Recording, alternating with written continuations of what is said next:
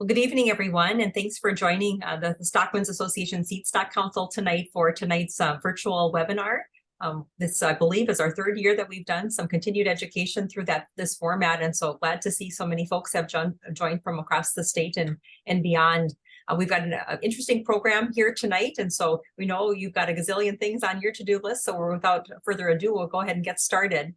For those of you that don't know me, I'm Julie Ellingson. I work for the Stockmen's Association, proud to have been an employee here for 28 years. And like most of you on the call, I too am a seed stock producer, and so interested to learn from some of our industry experts tonight. The Stockmen's Association, of course, is a 94-year-old beef cattle trade organization, and the Seedstock Council is one of the special councils that fall within its division.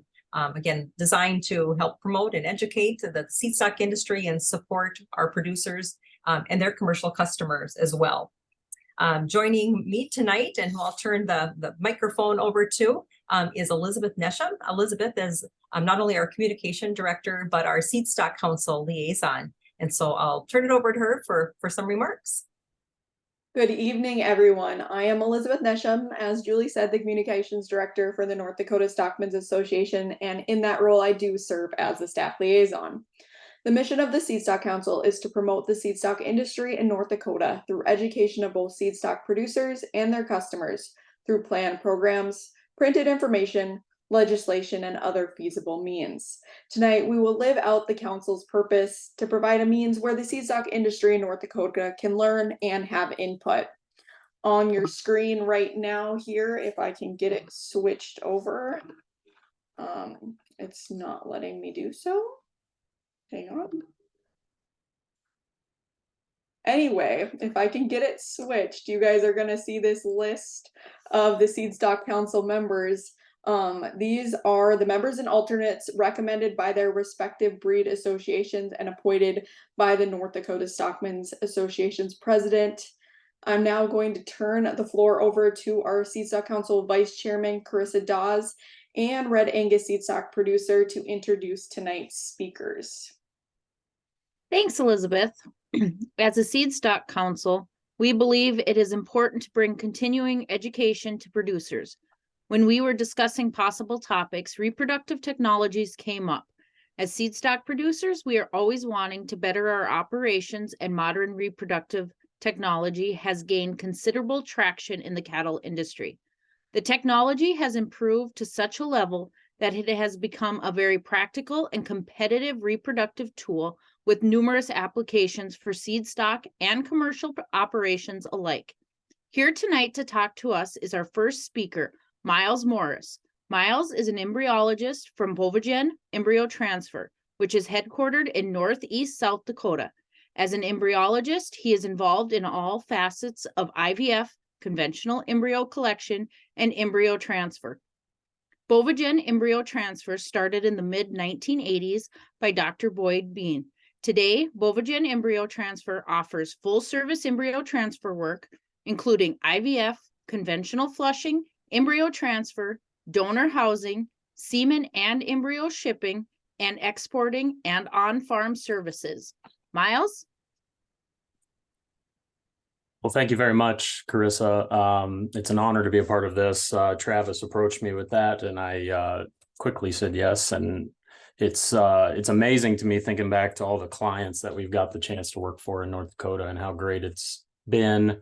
And we're so thankful for all the work we get to do in the state, and we make it a lot of South Dakota, we make it to a lot of Minnesota, but North Dakota is kind of our bread and butter, and you should be proud that that's part of your state's lineage now. So I am going to be very brief with my presentation, because I really, if there are questions, I want to spend the bulk of the time answering that, and Chantel's going to have some really good information on IVF coming up, which seems to be a really popular topic. So with that, I'll just switch over to my slides here, and we will get a couple of things going, and then I'm going to switch to question and answer after Chantel. So the big thing, of course, is improving your embryo transfer success. So what does that mean? Oh, there's a lot of things. There's a lot of research going on, of course.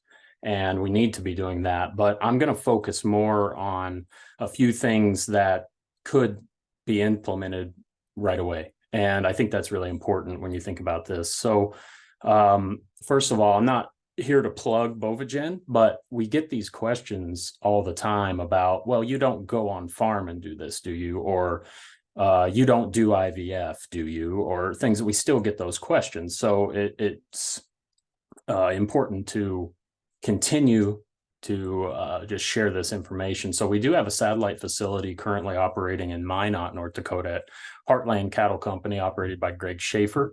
And then we also have our facility in Northeast South Dakota.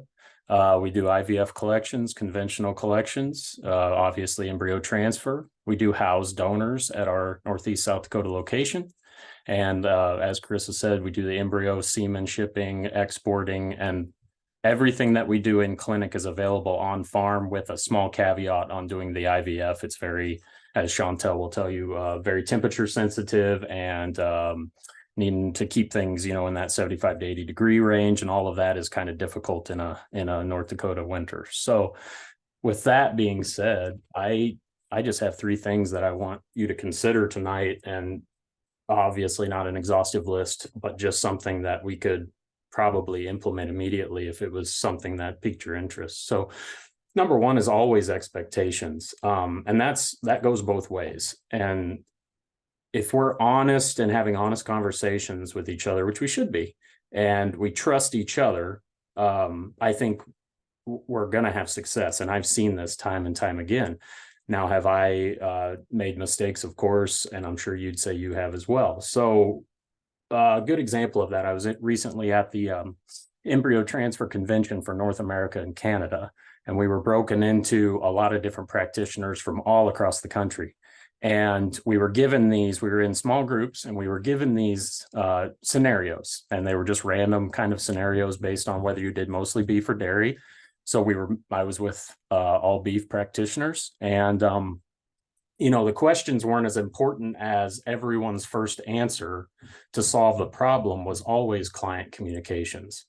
And I think we just can never look past that. The communication we have together, we're just here as a part of your story. And that's what Bovagen does. And I think any good embryo transfer company is going to say that we're helping you be a part of your success. And, those things are so important to be discussing all the time. So what are your expectations? What's your goals? What are your goals? It's different for every farm. And is it your mainstream, donor? Is there one donor that's your prize donor that you just want to get as many embryos out of and as many calves as possible? Is it a certain bloodline that's working really well, top 5 in your bull sale every year? Do we need to be working with those? How many calves are we looking to get? That's a big thing. Embryos are, no good if we're not making any calves out of the deal. So there's so many things, and we could go on and on about that. And I would just urge you to ask questions, or to contact myself and Chantel with any IVF questions. And it goes on and on. What your current natural service rate is, AI rate, embryo pregnancy rates, the expectations and the goals are very, very important. So we need to have that conversation, and we try to do our best to make sure we're leaning into that, helping you with that, and helping you succeed. Number 2, this might sound a little funny right away, a checklist. It sounds pretty rudimentary, elementary, but I think this was suggested to me by the person who trained us to do the IVF procedure at our facility. And it comes from a doctor who was a very, very accomplished surgeon, but was very honest about his mistakes and his errors and errors of his colleagues. And so this book, The Checklist Manifesto, I would highly recommend, get an audiobook version of it, listen to it while you're feeding in the tractor, get the secondhand copy somewhere, whatever, because it's very valuable just to think about having a checklist. And this quote from Atul Gawande, this doctor who wrote this book, it just makes a lot of sense. So having these checklists is something that will help you with your success in any area. But we're talking about this very, very detailed process of collecting embryos, transferring embryos in this particular scenario. And the know-how is often so much that it's unmanageable. We have so much going on, and we could talk, we could talk about all things. I could just say, who's familiar with this scenario? The accountant called the feed tractor, just sheared a pin on the PTO. Some of the younger calves developed a cough. There's a meeting for the school board tonight. One of the kids has a game that's an hour away. The corn's still too wet. Have I made anyone's blood pressure rise yet? And no, by the way, the neighbor called and the cows are out, right? There's just too much going on. And what I hear over and over again in all the places I get to travel is, my dad, my grandpa, my grandma, whoever would shake their head if they knew what we were doing with cattle reproductive technology today. So I'd say the knowledge has saved us and the knowledge has burdened us. So these checklists, are just so important and can be so simple. And they're gonna bulletproof your day-to-day operations, and they're gonna revolutionize what you do once a year. If you think about it, you're doing embryo transfer work and flushing. Maybe you have a fairly large operation where you're doing several times a year, but this one time a year, you've got to be so in tune with the dosages for your donors. If you're doing all the work, you got to be so in tune with your recipient herd and managing your recipient herd, and making sure that those embryos, your best genetics, are getting in the cattle that they need to be, and your success is where it should be. Now, does that always guarantee success? No, but that's one less thing that you have to worry about. So the third thing I just wanted to touch on real quick is what could you change physically right now? And I'm just going to kind of leave you with what we say to every person we work with when we send them out their schedule when they decide they're going to do work with us. And an example of this would just be looking into your vaccine program. Now, we're definitely not stepping in between you and your herd health veterinarian. We're trying to be a part of the huddle. It's a team effort, as we all know. So we're trying to be a part of that team effort. We're looking to look into what vaccines are going to be the best. And one of the things we've hit recently is straying away from a modified live during your reproductive time, the time you're setting up cattle, and saving that for maybe a weaned calf and using a killed vaccine, as data has shown. And just a quick example, this is a quick internet search. This is actually the article that we use to reference when we talk about this.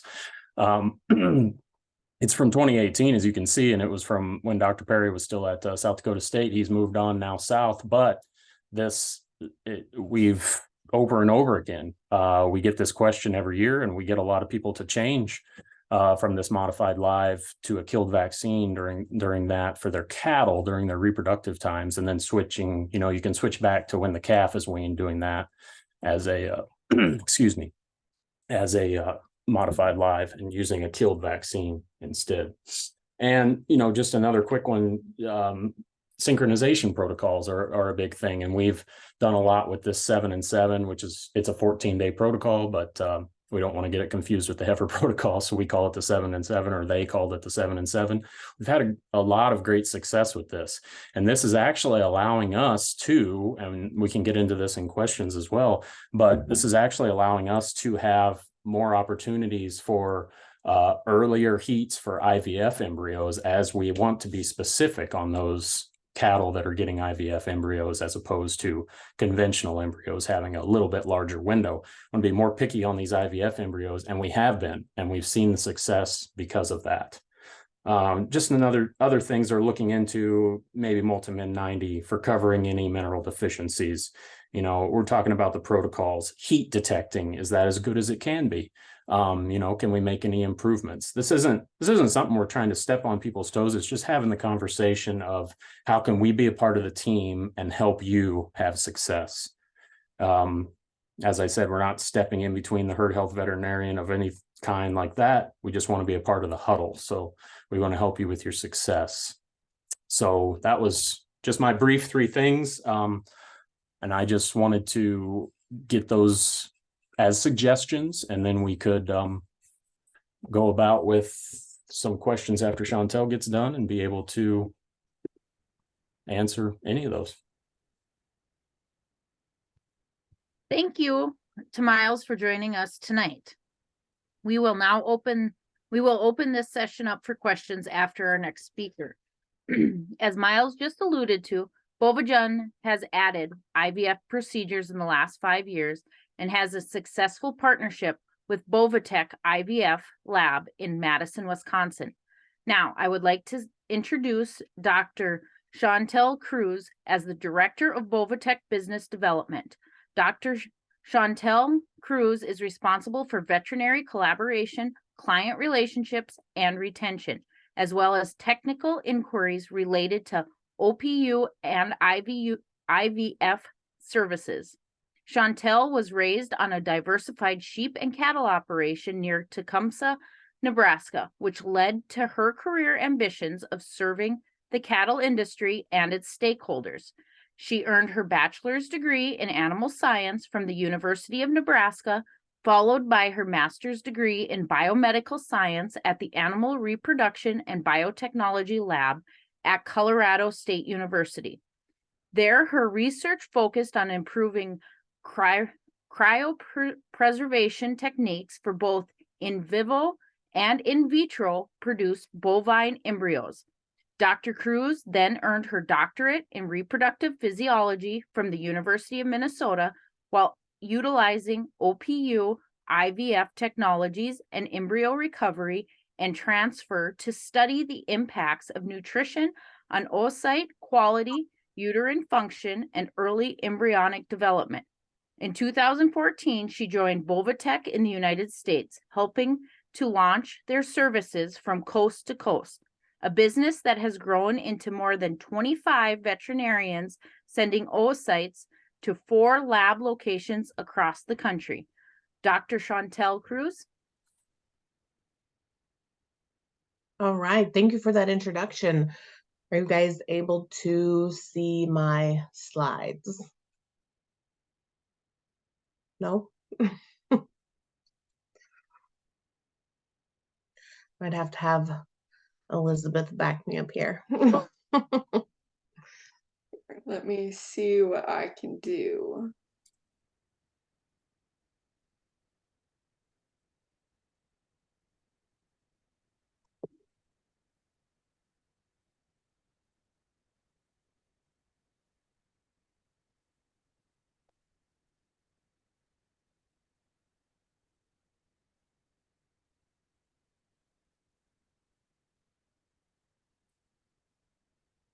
How's that? Perfect. All right. If you just want to move to the first slide.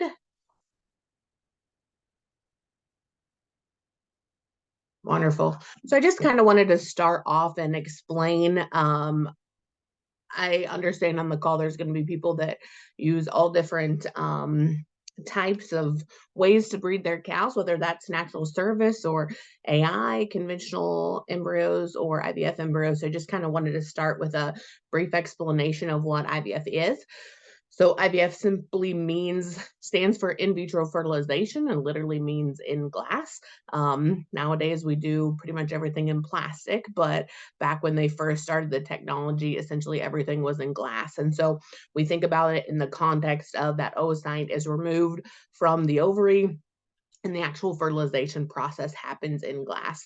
In addition to that, the maturation prior to that, as would happen in the last stages of that follicle getting ready to mature and ovulate, the fertilization, and then the culture, the 7 days of embryo development all happen in vitro or in glass, if you will. So just if you hear somebody say IVF now, you hopefully we're all on the same page that in vitro just kind of means outside of the body versus in vivo meaning in the body. In terms of the process, so I think Miles might shake his head a little bit at me calling it a simple process, but hopefully it is simple from a producer standpoint.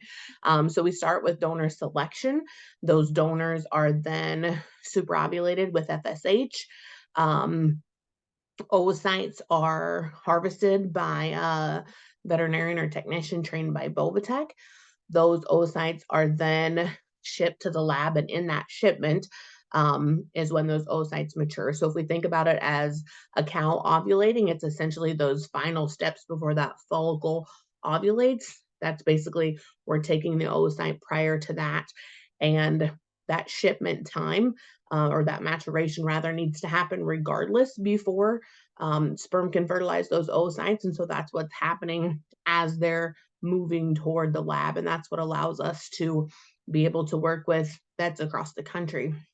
So then as soon as those oocytes arrive at the lab, they're fertilized. And then we allow the sperm and oocytes to co-incubate for about 18 hours. After that, we come back and we move any presumptive embryos to a new culture dish. Basically, after 24 hours, those sperm cells start to die. My old boss used to say, like we learned during the plague, dead things beget more dead things. So as those sperm cells start to die, we want to get them out of that environment and into an environment essentially with a fresh media. So they'll go into what we call our culture media. Will allow them to continue to grow. On day 5, we check for what is called cleavage. So those of you who might have done work with us before might see that cleavage number. That's the number of structures that start undergoing normal cellular division. That's an indicator of fertilization rates, essentially. And then a week after the OPU, we will go in and evaluate to see the embryos made, and we will send out what we call a morula report. So a morula is simply an early embryo that allows Miles and his team to communicate with the clients to tell them the number of embryos available. And those can then either be shipped back fresh to put in recips, which should be day 7 or 8 heats, or they can be frozen for transfer at a later date. And with, as Miles was talking about, this is a procedure that maybe you do one time a year, especially on the beef side. We see guys banking embryos and putting them all in kind of on a single day. So we see a lot more frozen on the beef side, which I don't think would probably surprise anybody too much. So another term that you'll hear is OPU. That stands for oocyte or ovum pickup. The oocyte is simply the female gamete, so it's equivalent to the sperm. That image on the lower left corner, that's an ovary.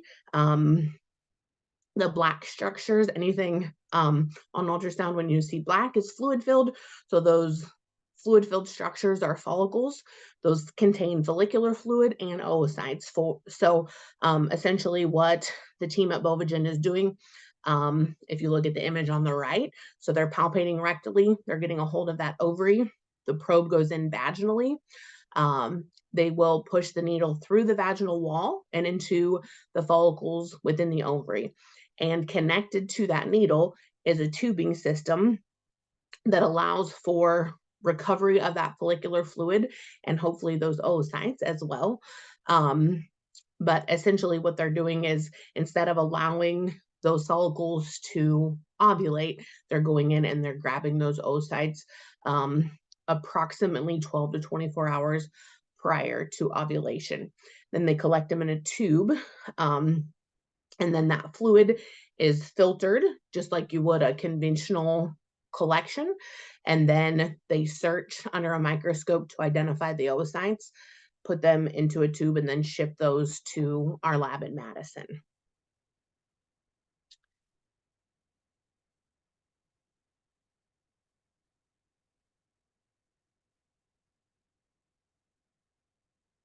So in terms of global IVF embryo production, so when I first started at Bovatech in 2014, there were people that were saying that it was IVF embryo production is still kind of a new shiny technology, and they didn't know if it would last long term. This is an older graph, but it is data collected by the International Embryo Transfer Society, which gathers data from obviously all over the world. And in 2016 is really where we saw the crossover. The dotted line is IVF embryo production. The dashed line is in vivo embryo production, so conventional flushing. 2016 is where we really saw the crossover of IVF surpass in vivo. And Elizabeth, if you want to go to the next slide, we can kind of look at how that's changed in the US. I was actually surprised even more with this most recent data. Miles referenced going to the American Embryo Transfer Association meetings. Those were just held here a few weeks ago, and they're always presenting data from the previous year. So they break it out by dairy, beef, and then they look at it overall. So if we compare the more teal bars are in vivo and the bluer bars are IVF, on the dairy side, it's actually 18-1 embryos produce IVF to in vivo. So they're doing very little conventional flush on the dairy side nowadays. On the beef side, I would say the adoption curve of the technology has been a little bit slower, but still was surprised to see 4-1 IVF to in vivo on the beef side. I would say, in explaining kind of that adoption curve, if you will, on the dairy side, right, they've had access to genomics since 2011, and so they can identify those elite animals and potential donors very young, as young as 60 days of age. So they can determine who those donors are going to be, and they can actually start working them prior to puberty. And on the beef side of things, I would say generally we see clients, they like to have a cow that is calved and essentially proven herself as a good dam before they turn her into a donor. So it's a little bit different. And then generally on the beef side of things as well, obviously there's a huge seasonal component to it. So when you talk about, or you think about that time that your beef donor is open, you have an opportunity for potentially 3 collections before you got to get her bred back so she calves in with the rest of the herd. And if she's an elite producer, those 3 collections might yield you enough embryos to fill up all of your recips, as an example. And so I would say on the beef side, we haven't seen as rapid adoption, but again, 4-1 here in the last year. So if we look at it as an industry overall, we're sitting at 7.5-1 IVF to in vivo. So I think we can probably say with confidence now that IVF is a technology that is not going away. So why would someone want to use IVF, especially over in vivo? So the biggest thing is essentially a greater time frame to work with really elite animals. So again, on the dairy side, we talked about those genomic animals that they're able to identify really early. So we can actually work prepubertal donors as young as 6 months of age. Also, because we're not going into the uterus, we're bypassing the uterus and going directly to the ovaries. We can work with pregnant animals, and we can collect donors as often as every 2 weeks. In a conventional flush model, you can have donors with oviduct issues or essentially unable to create an environment in which an embryo will grow. And you can bypass that by using a technology like OPU and IVF. And believe it or not, it is simpler for the owner in that you don't have to heat detect or breed your donors because your aspirator is coming prior to those steps, and the breeding, if you will, happens at the lab. You can also use conventional sexed or reverse sorted semen, and we can test those bulls to ensure that we're working with them in the most optimized conditions. As you guys know too, on the beef side of things, they don't sort near as many bulls from the semen side of things as they do on the dairy side. So it does give you more access to using sex semen. We can also make really efficient use of any semen that's valuable, rare, early release, made by a young sire. So in a typical conventional flushing system where you might use 2 or 3 straws, a conventional unit, as an example, in IVF can cover over 10 donors with a single unit. So that helps make more efficient use of that really valuable stuff. And then the last point there is embryos are more likely to result in pregnancy in times of stress. I know up in North Dakota, you don't have a whole heck of a lot of heat stress, but that does that does serve as a benefit for the guys out in California and Arizona and places like that. If I was going to give advice to anybody doing IVF, the first thing I would say seems really straightforward, but treat your donors like donors. Treat them like they're the most valuable animals on your ranch, because they are. So think about where you're going to house them, what their diet's going to look like, being able to closely monitor their health. And one of the biggest indicators of success is a really simple measurement, body condition score. We like to see them a 6 on a 1 to 9 scale to get them to respond well to the procedure. Also having them housed in a area that's up close will allow you to give FSH at precise 12-hour intervals. And in situations where, like Miles said, you've got 100 things going on in a day, if you don't have the labor to be able to do it, you can sure take donors to satellite locations like Bovagen or like Heartland, and they take care of those aspects for you. Also, there's a little bit of a debate, I would say, in the last couple of years about whether or not you need to use FSH. You can see from the title of this slide my thoughts. You need to give donors FSH. And again, I'll go back to the ATA data. This is collected for essentially everybody who works donors in the US. And the most recent time that they split that out by stim and non-stimulated was 2020. So this is a little bit of older data. You can see there about half of the donors were collected with and without. But we see very quickly the impact on embryos per donor, 6.2 with FSH and 2.5 without. That also impacts pregnancy rates. So even if you're able to make an embryo without stimulation, your pregnancy rates are lower. And so your pregnancy per OPU, again, with FSH on average, you're getting close to 3 pregnancies per OPU versus less than 1 without FSH. If I refer to the most recent ATA data, they actually noted an increase last year from about 54% of donors stimulated the year prior to 72. So I think people are getting turned off to the results of not stimulating because of the poor recoveries in terms of embryos and ultimately pregnancies.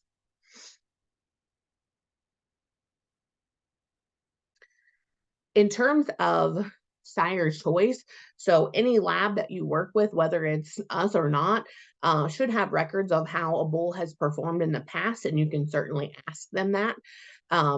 Bulls do perform differently in IVF, and especially if a bull is brand new, there really isn't a good way to determine how he will do in IVF until you use him in IVF. And so we actually have access to slaughterhouse oocytes.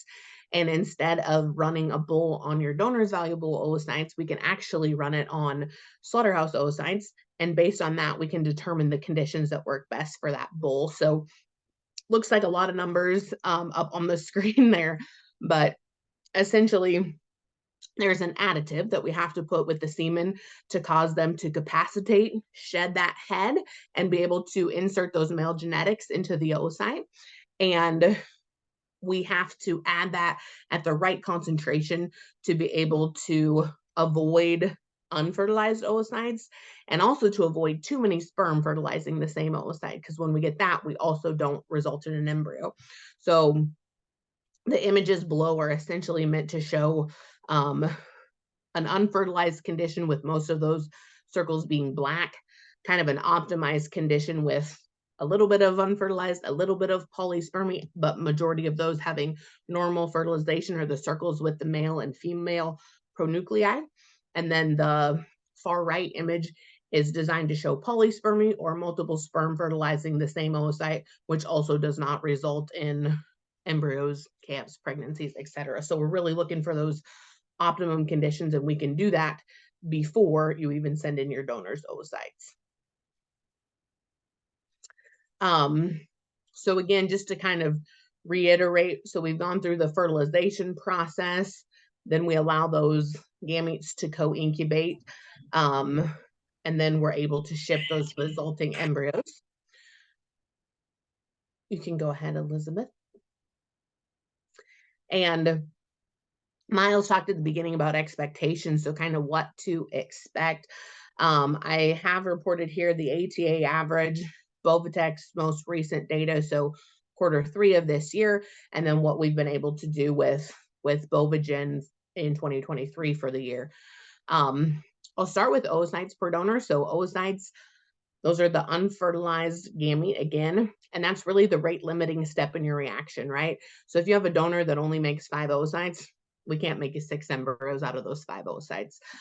And all of those oocytes won't necessarily result in an embryo. In fact, 30 to 40% of the time, as you can see from the data there, is average. So if you look at oocytes per donor on the beef side, generally we're seeing somewhere from 20 to 25 oocytes a donor. The Bovagen group does a darn good job for us, and so you see them on the high end. They also aspirate a fair number of Simmental donors, and those Simmental donors like to throw a lot of oocytes, so that sure helps. In terms of embryo development, so what I mean by that number is, of those oocytes that were shipped to the lab, how many of those then become a viable embryo? So again, if we look at the US average of 31%, Bovatec, by doing the things like giving FSH and optimizing bulls, we're able to do a little bit better than that at 40%. We've got Bovagen right in there at 38. So what can you expect for number of embryos per donor? Somewhere between 7 to 10. Again, Bovagen does a really great job for us, sitting at 9.8. And then of those, what do we freeze? So I was kind of surprised by the US data that on average, only 45% of the beef embryos in the US are frozen. At Bovatec, we freeze 90, we're on track to freeze 91% this year. And Bovagen would have really similar numbers to that. I think they're at 89%. So a lot of those embryos are taken frozen and then just transferred in a single day. One thing to also point out, if you bring us 10 donors, 5 donors, let's say, that doesn't mean all 5 donors will make 8, 8, 8, 8, 8, right? We might have a dud in there that makes 0 or 1. We might have a rock star in there that makes 25, a 6 and a 9 and a 4 to get to that average, as an example. So these are averages over hundreds of donors. And again, the rate limiting step in the reaction is how many oocytes she makes first. So that definitely plays a role in the type of results that you can expect.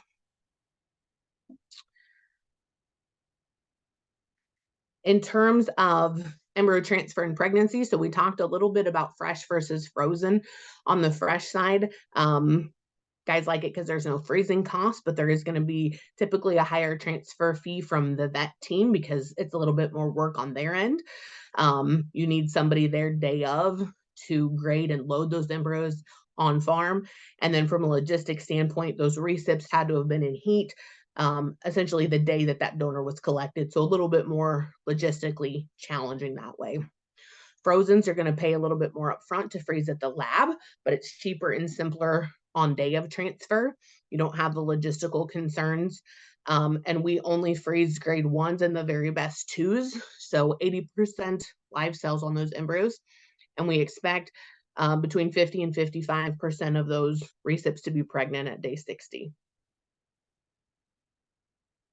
So I know that was a lot of information in a short time, and I think I probably went over my time allocation, but certainly appreciate the opportunity to speak with you guys. We'll be on for questions afterward. And again, just if you have anything, please don't hesitate to ask. And thanks for your interest in tuning in tonight.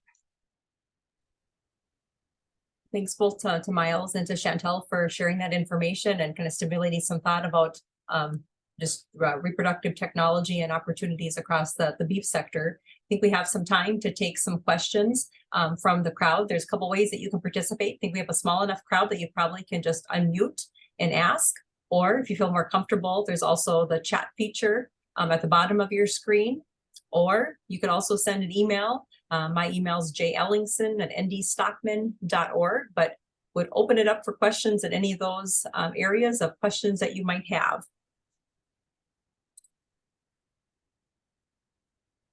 And I might start off with one question as people formulate their thoughts, but you had talked about some of the benefits of IVF and the other. I'm curious from the perspective, is there a certain demographic of a producer or a situation where conventional flush would be a better match for him or her in that situation? Yeah, so I would say in scenarios where sex of the offspring isn't important, if a bull calf is just as valuable as a heifer calf, that's where conventional makes a lot of sense. Or if you have a limited number of recips and you know that you have a high potential donor, a donor that'll make 8 or 10, et cetera, embryos at a time, conventional embryo recovery is certainly less logistically challenging. We don't have to ship oocytes to another state and then wait for those embryos to come back. So that makes it really convenient. It's something that can be done on farm. It's going to be less temperature sensitive. So all those aspects make it a nice option. Miles, I don't know if you have anything else to add.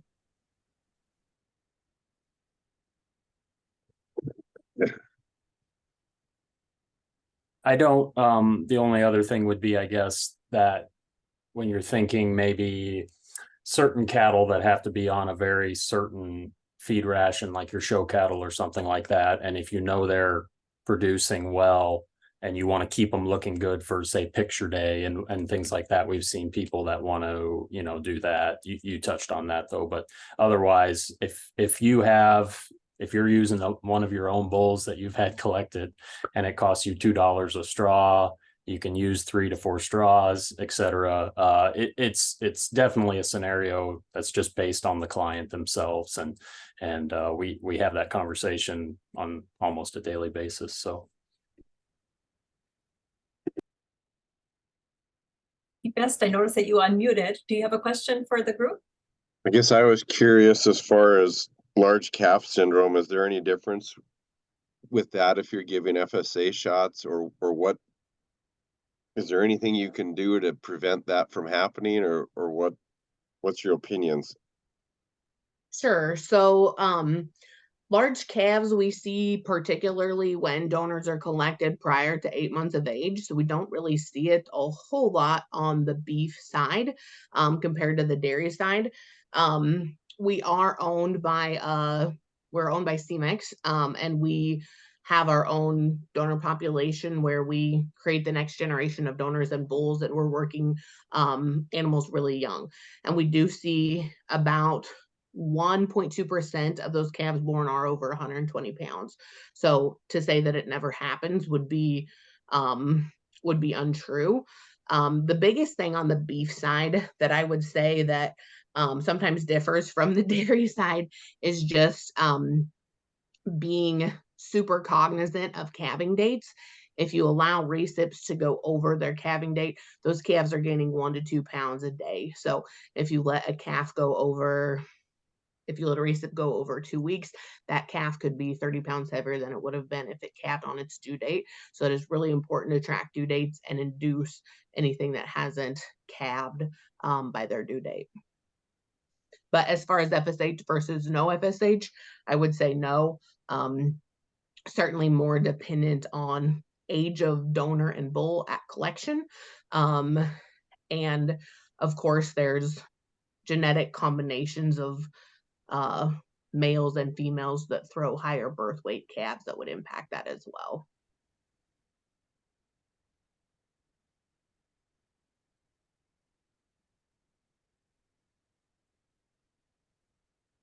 Other questions from the group?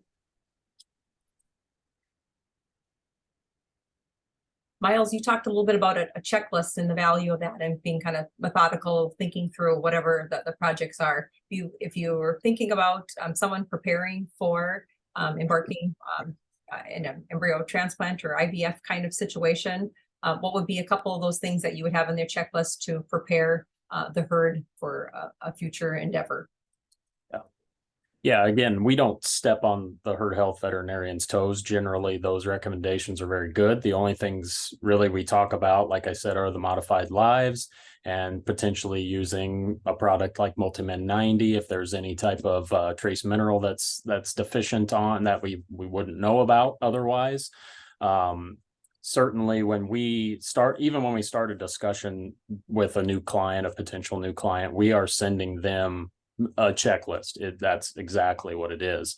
Body condition score, just like Chantel was talking about, is very important.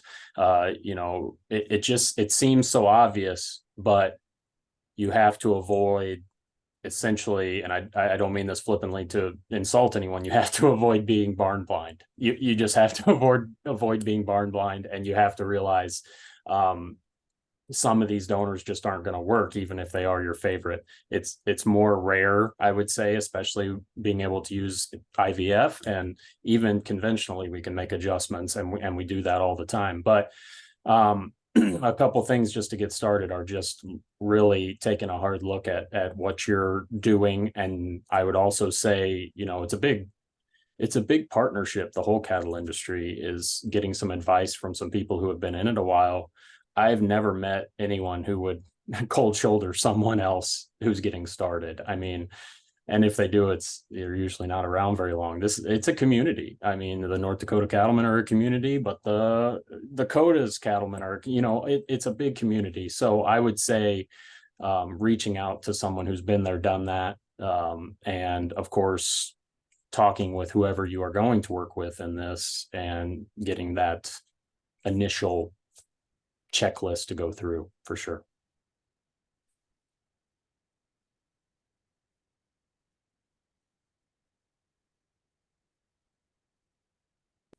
Any other questions from our group? You guys have talked a lot about the donors, but in the grand aspect of things, recips are just important. So can you touch a little bit on the importance of choosing recips, just as important as choosing donors? Absolutely. Good question. So from the recip side of things, we're looking actually at a lot of the same things we would be on the donor side. So we care a lot about their body condition score, their nutrition. We care about their vaccine status, like Miles had mentioned. And we care about how they're fed during that pregnancy. So just to kind of circle back a little bit to what Pete said too, especially when we certainly see management differences between groups. In fact, we can send very similar cohorts of embryos to two different groups, and one can have a more positive calving outcome than the other. As those recips are getting closer to time of calving, managing body condition score there is really important as well. So recips that are over fat will tend to have larger calves because they have more fat.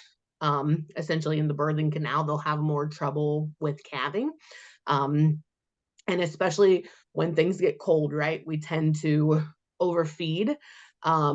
We get recips over fat, and then we kind of can introduce some of those problems. So it's not only important at time of transfer that those recips are well managed, it's important throughout their entire pregnancy, and especially as they get toward the end with calving. The other piece that I would tell you on the beef side of things, so I know a lot of guys like to manage their recips kind of up close, might be in a lot situation until they put in an embryo, and then they want to turn them onto grass as soon as they've gotten an embryo. So kind of depending on the availability of grass, and even just as they transition from a lot scenario to being on pasture, supplementing those animals is really important. Miles talked about some data from George Perry. I actually worked with George Perry during my PhD, and we did some studies on that first week, moving from a lot to a pasture scenario, and those on pasture lost as much as 7 pounds a day.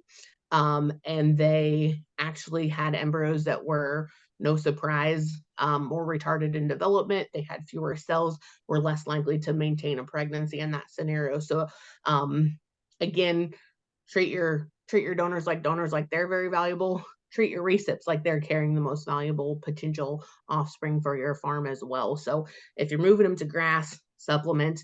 The other thing is, guys say haul them at 7 days or wait till 40 days. That 40 days is really important because that's when maternal recognition of pregnancy occurs. I would say probably closer to 45 days just to ensure that they've all kind of met that. But it is better to move them either kind of immediately or to wait until 45 days as well, as you're moving cattle to grass. Miles, did I miss anything? The only thing I would add, I guess, is I don't have the data in front of me, and I can sure pull it for you if you have my email there or want to get in touch with Julie or whoever. But you should see the data on a cow, no matter who that cow is, a recip, a donor, whatever. Once she becomes open one time in her life, she's going to be open again. It's a huge number of how this works. So it's almost automatic. When she becomes open 1 year, it may not be next year. She may catch in the fall or the next spring or whatever, if you happen to keep her for some reason, but her likelihood of coming up open again is extremely, extremely high. And that is proven in a lot of very solid data.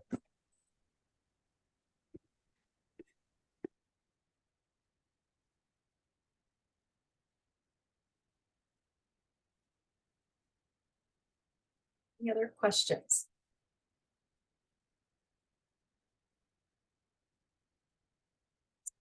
Seeing none in my chat or my email, want to thank our speakers again. A great discussion about some basic tips about improving success rates within your reproductive herd. I'm sure you can reach out to our speakers tonight or any of our great service providers across the region for some additional questions as you consider your own personal situation. So thanks again to our speakers, and I'll volley it over to Elizabeth, who will give us a few announcements and a couple of opportunities with the association as you get ready for Seedstock marketing season, and introduce our next speakers. Thank you, Julie, and thank you to our speakers for tonight. We appreciated having you guys on. The North Dakota Stockman is the official publication of the North Dakota Stockmen's Association. It is a full-color magazine published monthly that features industry news, production, management, and health tips. It is published, like I said, 11 times a year. Our May-June issue is together. The deadlines to advertise in this award-winning publication is the 15th of the month preceding the publication.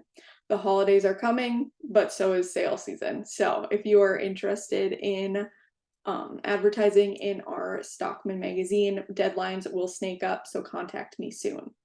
In addition, ring service is available to advertisers. Call the North Dakota Stockmen's Association office for rates and availability at 701-223-2522. And did you know that a 1-year subscription to the North Dakota Stockman is included with your NDSA membership? Membership is the foundation of the North Dakota Stockmen's Association. Advertisers that are also North Dakota Stockmen's Association members receive a discount on their advertisements.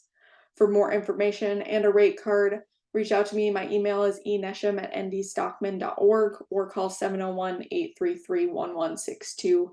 We look forward to the opportunity to work with and for you.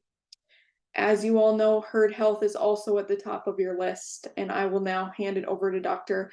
Beth Carlson, North Dakota Deputy State Veterinarian. Carlson will discuss changes to the Gonorrhea disease testing program utilized largely with producers across the state. Dr. Carlson. Thank you, Elizabeth. I don't have anything super formal. I think that, this is a group that's probably pretty well educated on what Johne's disease is. I mean, I'd be happy to go over that, but I think that you guys are all pretty knowledgeable about the disease itself.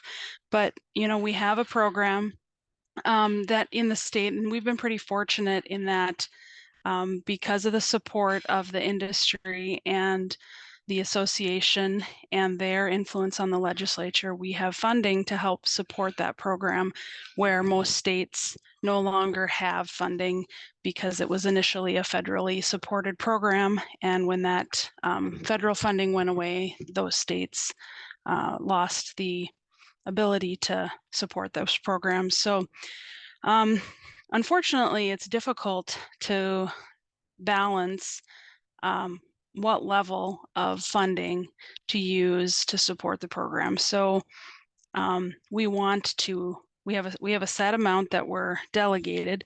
Sometimes those of you that have the misfortune of having to work with the legislature very much understand that they giveth and taketh away. And so we don't want to yank the funding in the program around a lot. So we have an advisory council that has not met in many years, or quite a few years anyhow, that initially, or that sets the reimbursement rates.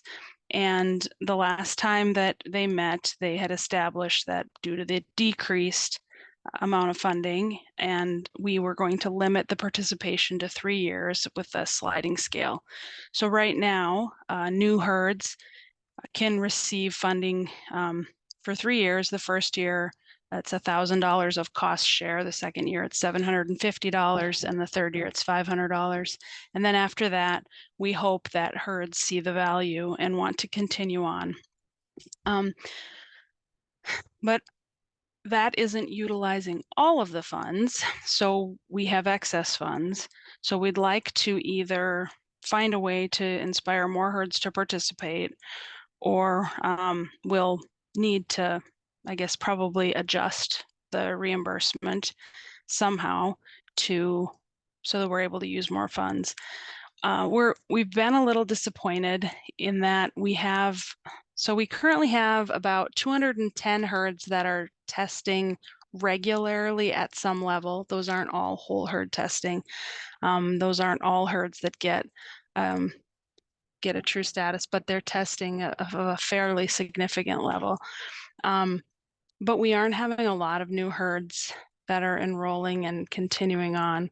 And a lot of those herds are not seed stock producers. We have a lot of, I guess we'd like to have more seed stock producers participating. We know that there are, obviously, there's a pretty high prevalence of Johne's. We see all of Johne's is a reportable disease list, and is on the reportable disease list, and every reportable disease that is positive test we see those tests in our office, and there's not a day that goes by that we don't see positive Johne's test results. So we know there's a lot of Johne's in North Dakota, and so obviously we would like to see more herds participating. So if you guys have ideas on how we can increase participation, we'd love to hear them. Veterinarians, we have veterinarians obviously encourage producers to participate, but they've got a lot of things to do also. So I guess I'd love to hear it if you have any ideas. So.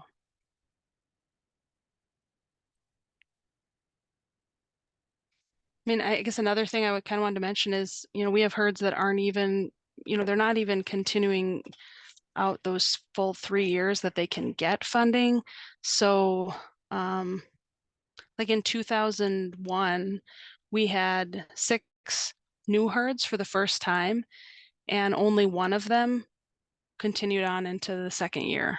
So, that's kind of a little disappointing. And so we'd like to be able to get herds to continue on.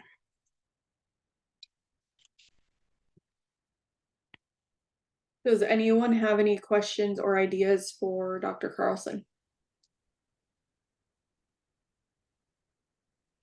But maybe you can kind of walk through if someone was new and they were going to enroll, what's the process, and again, what does that mean if you are an enrollee? Sure. Let me just so it's not terribly difficult. So the first year, the veterinarian, so in order to participate in the program, the veterinarian is supposed to be what's called a Yonis certified veterinarian, and they need to attend a Yonis training course, which we offer free of charge, usually every 3 to 5 years.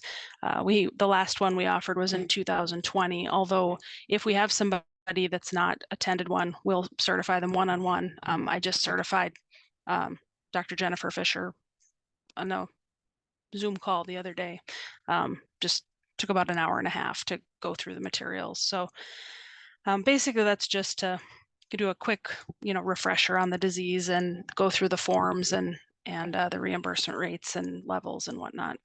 But other than that, we have dozens of veterinarians that have been through that training, and in virtually every area of the state, you're going to have veterinarians that are certified to do the testing, or can easily become certified. And then the first year that you test, you'll need to do a whole herd test.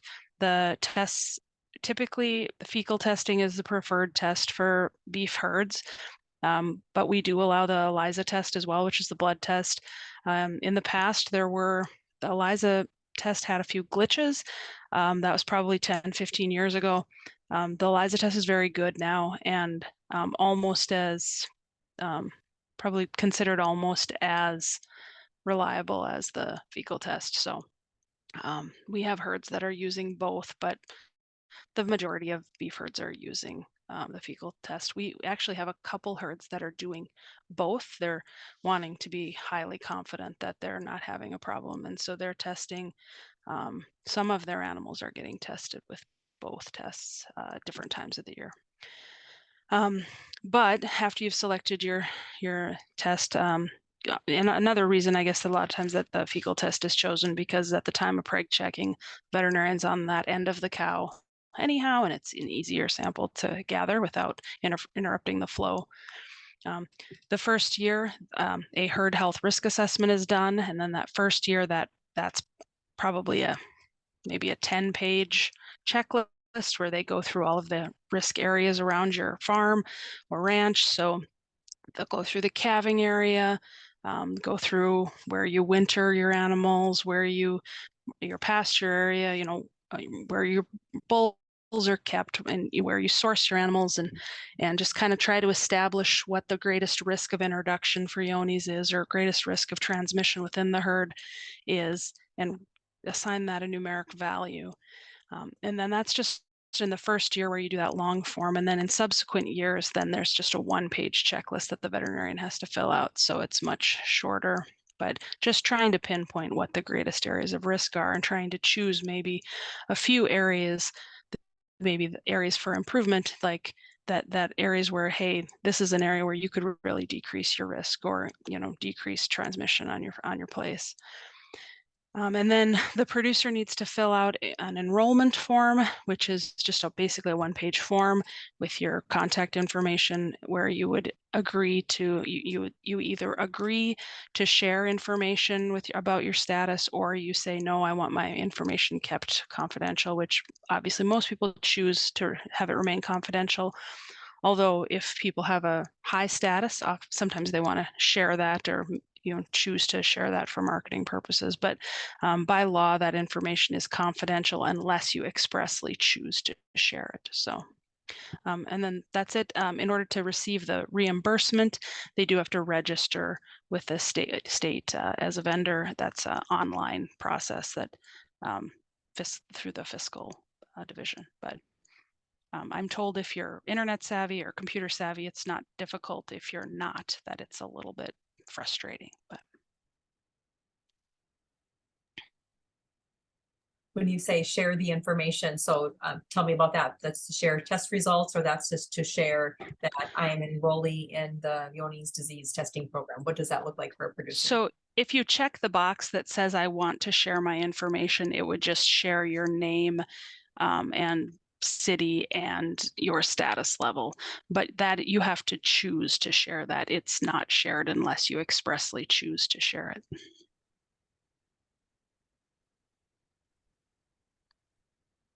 Usually people don't choose that option until they've probably had a test or two and have an idea that they have a good status level. They can always choose that option afterwards as well. And So that the paperwork, I'm sorry, go ahead. I was gonna say the first year it's whole herd, and then the years after that, what is the threshold that you have to test, or what do you have to test to remain in the program after that? To receive a status, you do need to do a whole herd test. If you have 3 negative herd tests in a row, then you can go to every other year testing.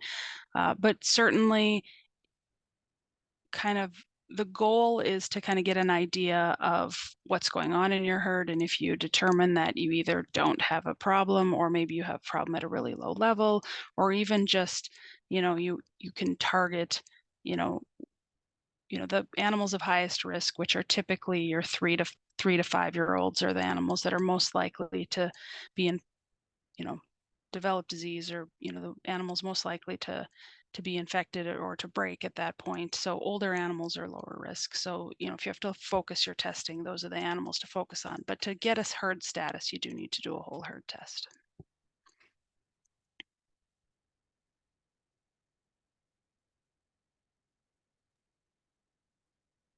Are there any other questions or ideas for Dr. Carlson, or Craig? I see you unmuted. Yes, Beth, this is Craig Kemet. I have participated the last 2 years, and it is quite costly. And to do a whole herd and to do the fecal and the collection and everything, and the cost share doesn't even pay for the cost of the collection. Right, and so the cost share is about, so it's $25 and the test is on a $40 test. So it doesn't cover, it's not, the intent of it isn't to be 100% reimbursement. It's to be a cost share. Yes. And it's certainly not, and that's something, we could look at, because we aren't getting the participation, that we had in the past. We could look at increasing the reimbursement percentage, or for a longer period of time.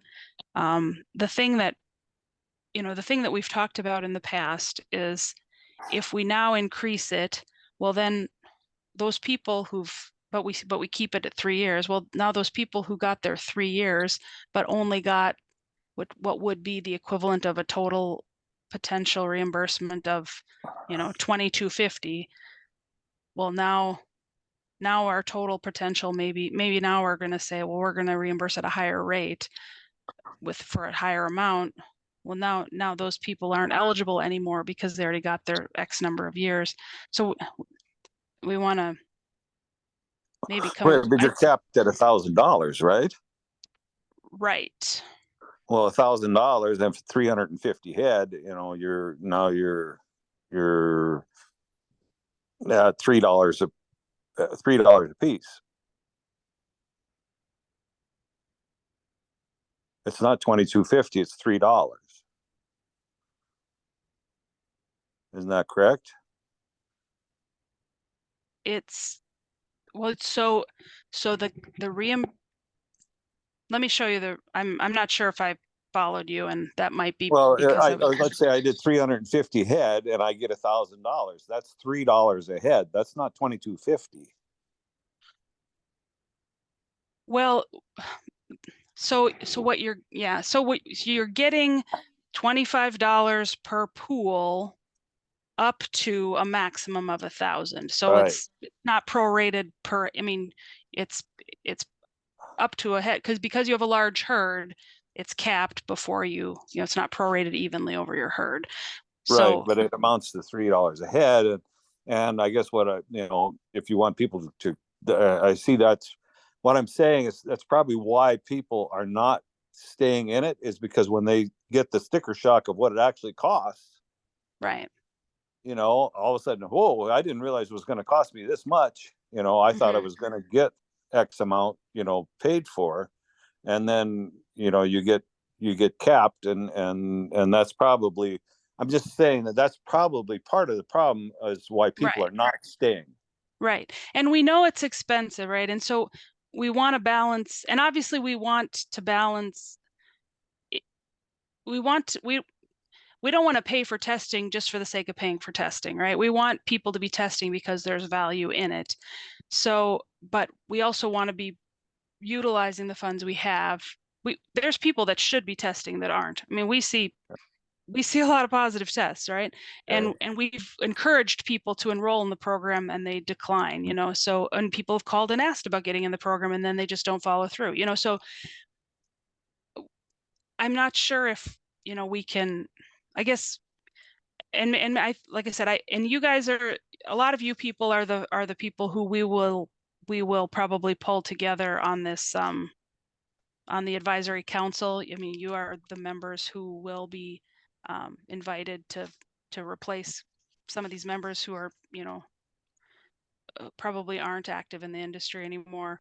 And some of you, I think, may even be on this list. So we probably will be reaching out and pulling that group together. And so maybe you can just be thinking about, we want to adjust that rate or the time period, but we don't want to have to then adjust it again in 2 years, or we don't want to yank people around. We want to do it thoughtfully. So it's probably not something we can do easily without thinking about it, but like I said, we want to have an impact, and people, we don't want people to be testing.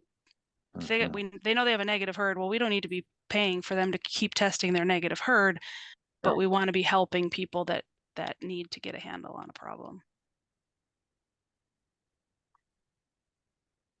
So anyhow, if you all want to think about that, I appreciate your time, and let me know your thoughts, and you can send me a message or give me a call at the office too. Beth, Destiny did ask, is the ELSA test cheaper than a fecal, or are they a similar price? The ELISA test is cheaper. It is, I think,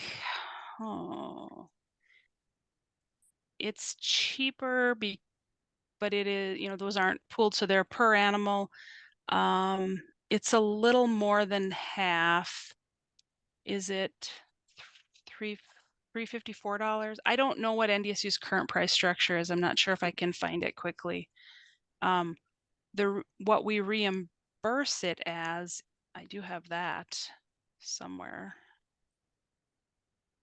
So our reimbursement rate for that, the percentage that we reimburse it as is similar, and we reimburse it at $250 per ELISA. And so I want to say it's maybe around $4 a head. So it is, so if you're looking at, they usually pool 5 animals. So that's about $8 per animal for a fecal if they're in a pool. So it's probably roughly half as much. But that's just a guess because I don't have NDSU's price structure in front of me. No, thank you, Beth.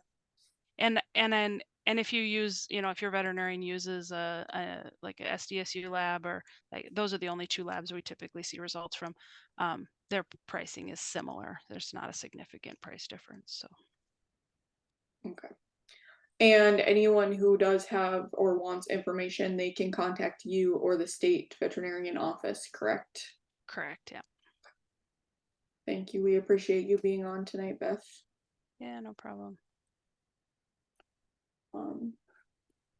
Now, before I let you guys go tonight, we're gonna remind you of upcoming events that we have, and other associations that we're involved with have here coming up here in the next 2 months. So In a couple weeks, December 2nd, the North Dakota Hereford Association will hold its annual meeting, banquet, and their Hereford sale in Valley City.